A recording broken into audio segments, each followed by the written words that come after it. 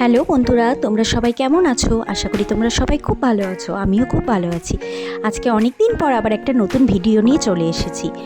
আসলে আজকে ছিল আমার একটা ব্রাইডাল কাজ, তো সেখানে যাওয়ার জন্য রেডি হয়ে নিচ্ছিলাম।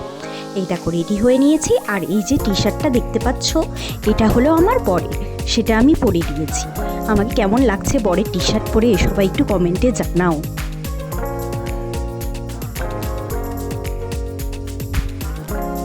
এই যে রেডি হয়ে নিয়েছি, এবার চলো বেরোনো যাক।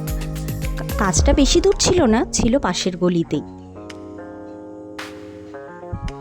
আর এই যে দেখেছো, আমাদের পাড়ার এক নতুন সদস্য, ওর নাম আবার আমার মা রেখেছে স্যান্ডি। আর এইদিকে আমি বাবাকে বলছিলাম যে চলো বাবা, আমাকে একটু আগিয়ে দাও। তাই দেখো বাবা লুঙ্গি পরেই বাইক নিয়ে আমাকে আগিয়ে দিচ্ছিল। আসলে ব্যাগটা খুব ভারী ছিল তো, তার জন্য।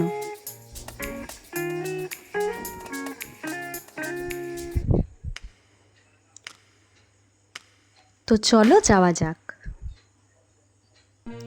এই যে আমি বিয়েবাড়ির সামনে চলে এসেছি, এখন ভেতরে যাওয়া যাক।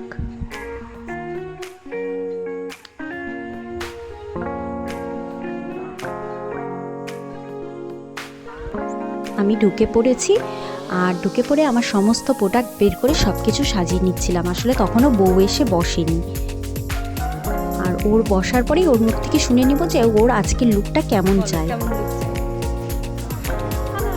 সাধারণত মানে আমার মতো করেই করবো তো।